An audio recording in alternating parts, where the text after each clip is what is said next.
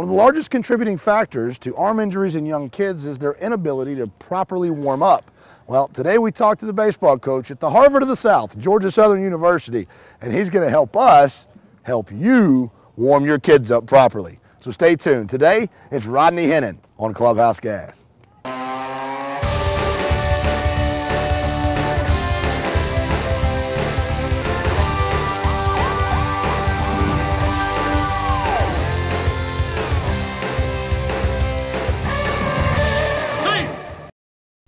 The first thing we do, we have an 8 to 10 minute session, roughly, to where our guys throw.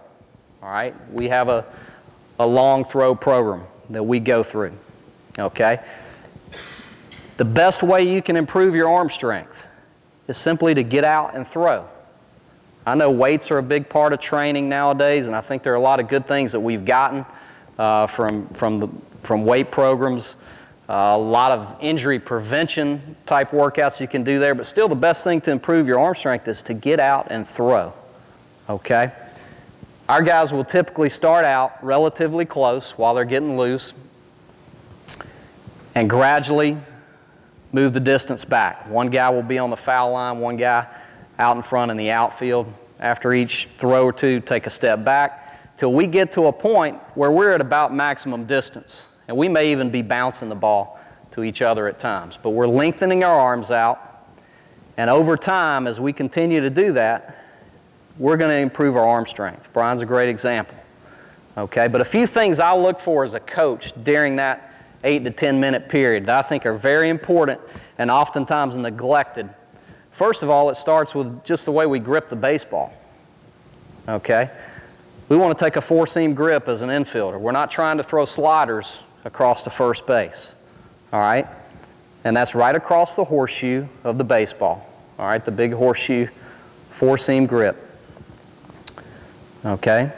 My thumb is almost splitting the difference right between my two fingers, my pointer finger and middle finger on top. I got a firm grip, but I'm not choking the baseball. If I start to choke this baseball, I'm going to tighten all those muscles right up through my arm. I'm not going to be able to generate the arm speed that I need. All right, but with a four-seam grip, I'm going to get a little more carry on the ball and have a better chance of throwing that ball in a straight line. Okay? The other things that I like to look for during that time. One, everything that we do on the baseball field, whether we're hitting, pitching, throwing the baseball, getting set up to catch a ball, we've got to be in an athletic base. We've got to use our lower half. All right? Everything starts from the ground up. Okay? The strongest muscles in your body, fellas, are right down here, all right? You've got to use them. We're going to be a little bit wider than shoulder width, right on the balls of our feet, a little flex in the knees, a little bit of flex in the waist as well. Athletic position. But as we're throwing, I want to see our guys learn to set their feet every time that they make a throw. Set their feet and use their lower half so that we're not throwing with just our arm. Okay, because over time, and a lot of players, they find out they do a lot more throwing when they get out of high school and that first year of college. So by having proper mechanics and using your entire body, you can stay healthy, okay, not damage your arm. But I want to see them use their feet, get some momentum going toward their target, either through a shuffle step or a crow hop, and make a throw, okay? The front side is very important, that front shoulder. As I'm throwing this baseball, if my front shoulder starts to fly open, which is another common flaw that we'll see, all of a sudden my arm is going to drag behind and the ball's going to sail on me. It's going to be hard for me to be consistent, okay, if I start to fly open quick. So that's another thing that we'll look for. We want to try to work right up on top of the baseball as much as possible, keeping those fingers behind the baseball. And then we want to release out front and finish our throws. And we teach our guys, we really harp on following our throw toward our target. Okay, we're trying to generate a lot of speed with our arm here. If I cut it off, okay, I'm increasing my chances for injury. Okay, right up there to that shoulder. Out front, pull down the back of the baseball, and really finish our throws. Okay? Now that's just a few basic things we look for when it comes to throwing the ball. All right, the other end of it, and Brian will tell you that I'm real big about staying on our infielders about this, is this is an important time we can't take for granted catching the baseball.